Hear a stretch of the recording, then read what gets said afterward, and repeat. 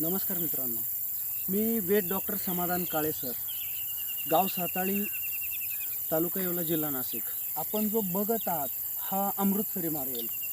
याची तुलना कुठल्या चाऱ्याशी होऊ शकणार नाही. लक्षात धरा, आपण जर शेळीपालन किंवा दुग्ध व्यवसाय करत असेल किंवा तुम्ही बैलघोडे शर्यतीचे टांग्याचे जे बैलघोडे वापरतो आपण, त्याचं जर पालन करत असाल, ईदसाठी बोकड पालन करत असाल किंवा मेंढी कोकरू पालन करत असेल, तर एक गोष्ट लक्षात धरा तुम्ही, आपल्याला सर्वात महत्त्वाचा जो चारा द्यायचा आहे त्यांना कॅल्शियम, फॉस्फरस, मॅग्नेशियम युक्त आणि क्रूड प्रोटीन जास्त असणारा चारा जर पकडला आपण, तर हा सर्वात बेस्ट चारा येतो मार्वेल गवत.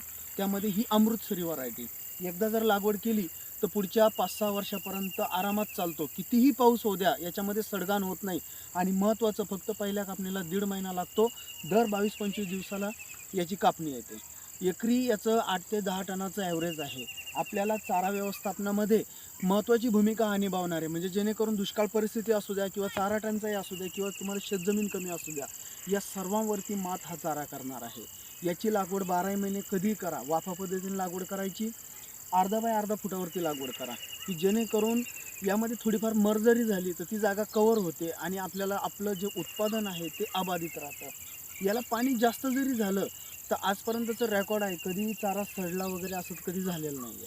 त्यामुळे याचा वापर नक्की करा चारा व्यवस्थापनामध्ये. 2 नंबरचा चारा आहे आपला मेथी घास. मेथी घास हा चारा पिकांचा राजा समजला जातो. मेथी घासाचा वापर दुग्ध व्यवसाय, जनावरांची वजन वाढ, ग्रोथ, चमक या सगळ्या गोष्टी मेंटेन होतात.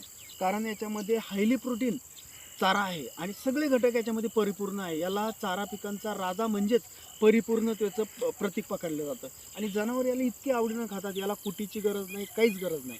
जसं मार्वेल आपण डायरेक्ट कापायचं आणि टाकायचं, कारण मार्वेल पण खूप पालेदारमध्ये आणि लुसलुशीत वाण येतो. तसंच त्याहीपेक्षा हा मेथी घास 100% जनावराला कुटी न करता द्यायचं आहे आपल्याला.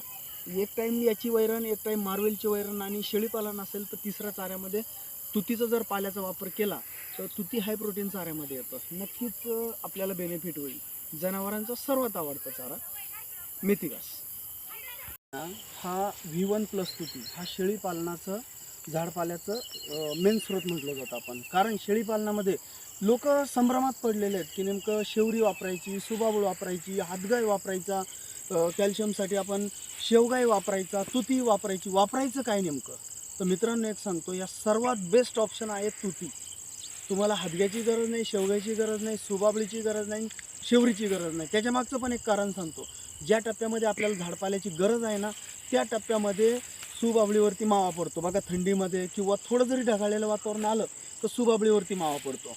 दुसरं, शेवरीचा पाला जेवढा पाहिजे